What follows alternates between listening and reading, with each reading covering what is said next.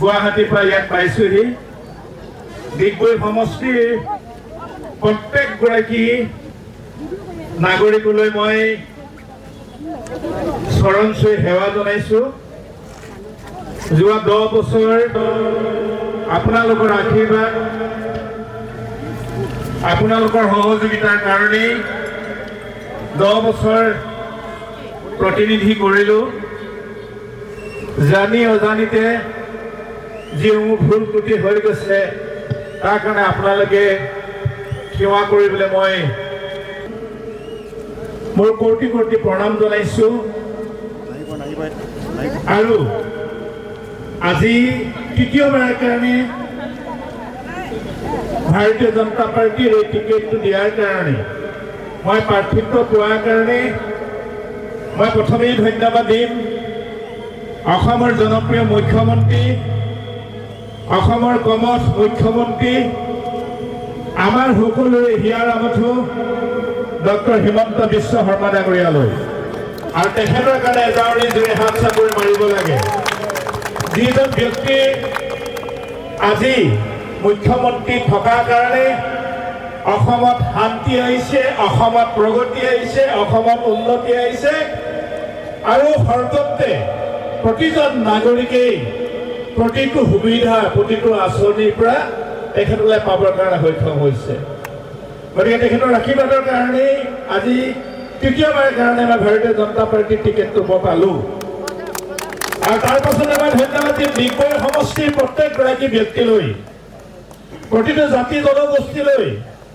যোৱা 10 বছৰ কাৰ্যকালত প্ৰতিটো জাতি জনগোষ্ঠী প্ৰতিটো অঞ্চলত গৈ যেনেধৰণে মই কাম কৰিছিলোঁ, আন্তৰিকতাই কৰিছোঁ। আজিও মই কৈছোঁ, কাৰণ মোৰ এইটো নিজৰ ৱাৰ্ড, নিজৰ পঞ্চায়ত, সেইকাৰণে মই খুলি কৈছোঁ যে আপোনালোকে দুখ পোৱা কাম, মনত বেয়া পোৱা কাম মই কোনোদিন কৰা নাই আৰু মই নকৰোঁ, কেতিয়াও নকৰোঁ।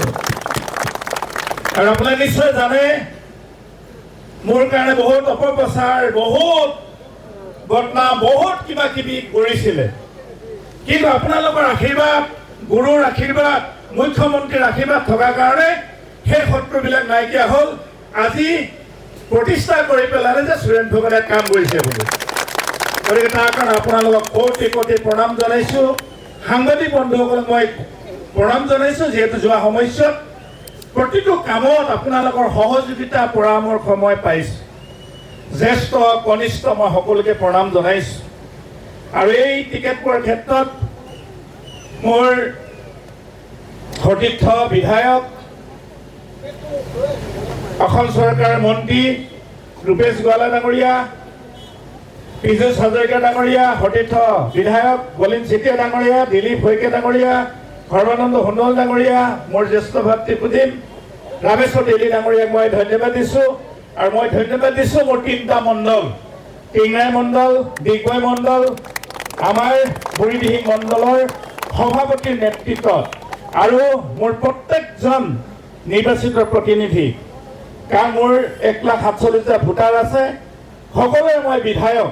আৰু অহা 5 বছৰৰ কাৰণে মই সকলোৱে বিধায়ক হৈ থাকিব বিচাৰোঁ, সকলোৰে কাৰণে মই কাম কৰিম। ইয়াত কোনো দলৰ কথা নাই। আজি বহু কংগ্ৰেছী, বহু ৰাজ্য দল, জাতীয় পৰিষদৰ দলে মোক আশীৰ্বাদ দিছে, সহযোগিতা কৰিছে, তেখেতসকলক মই ধন্যবাদ দিছোঁ। আন্তৰিকতা কাম কৰিম। কিছু অপযশ, কিছু বদনামে এভাৰেজ 2-3টাকে ডেইলি নিউজ বজাব ধৰিলে। ছ'চিয়েল মিডিয়াত ফেক একাউণ্ট খুলিও মোৰ বিৰুদ্ধে বেয়া বেয়াকৈ লিখিব ধৰিলে। কিন্তু মই বিশ্বাস আছিলে, আপোনালোকৰ আশীৰ্বাদ আছে, গুৰুৰ আশীৰ্বাদ আছিলে, ইমান অপপ্ৰচাৰেও মোক একো কৰিব নোৱাৰিলে। আৰু সেই অপপ্ৰচাৰকাৰী কেইজনকো মই কৈছোঁ, ভগৱানে সন্মতি দিয়ক, ভাল হওক, তেওঁলোকৰ মই বেয়া চিন্তা নকৰোঁ। অসমৰ উন্নয়নৰ কাৰণে, ডিগবৈ সমষ্টিৰ উন্নয়নৰ কাৰণে কাম কৰিম। ইয়াত প্ৰত্যেকজন জাতি জনগোষ্ঠীক মই সন্মান কৰোঁ, শ্ৰদ্ধা কৰোঁ। ডিগবৈ উন্নয়ন কৰিম, অকল টিংৰাই উন্নয়ন নহয়, ডিগবৈ সমষ্টিৰ উন্নয়ন কৰিম। বুঢ়ীদিহিঙত 6খন গাঁও পঞ্চায়ত আছে, 55,000 ভোটাৰ আছে। সেই পাৰ্টটো নতুনকৈ আহিলে, বহু ভিতৰুৱা অঞ্চল, একদম মই শ্ৰদ্ধাৰে কৈছোঁ, সেই অঞ্চললৈ মই কাম কৰিম। আৰু মই কাম কৰিছোঁ এই অঞ্চলত। গতিকে ইয়ালৈ আহিছোঁ। আজি যিসকলে গোটেই ৰাস্তাটোত বহু জেগাত ৰখিছোঁ ডিব্ৰুগড়ৰ পৰা এয়াৰপৰ্টলৈ আহোঁতে বহুত দেৰি হৈছে জেগাই জেগাই সাধাৰণ শ্ৰেণীৰ মানুহে মৰম দিছে শ্ৰদ্ধা দিছে মই সকলোৱে সেৱা আগবঢ়াইছোঁ আৰু মই ইমান যে মৰম ইমান শ্ৰদ্ধা পাম বুলি মই ভবা নাই আৰু বিশেষকৈ মোৰ এই ৱাৰ্ডত এই বজাৰত থকা প্ৰত্যেকগৰাকী মোৰ জ্যেষ্ঠ ভাতৃ কনিষ্ঠ ভাতৃ মই সকলোকে নমস্কাৰ জনাইছোঁ কাৰণ যিহেতু এই ৱাৰ্ডৰ পৰা মই প্ৰতিনিধি কৰিছোঁ আপুনি বিচৰা বাতৰি পাব কেৱল নিউজ 18 এপত নিউজ 18 এপ ডাউনলোড কৰিবলৈ স্ক্যান কৰক এই QR কোড গুগল প্লে ষ্টৰতো পাব এই নিউজ 18 এপ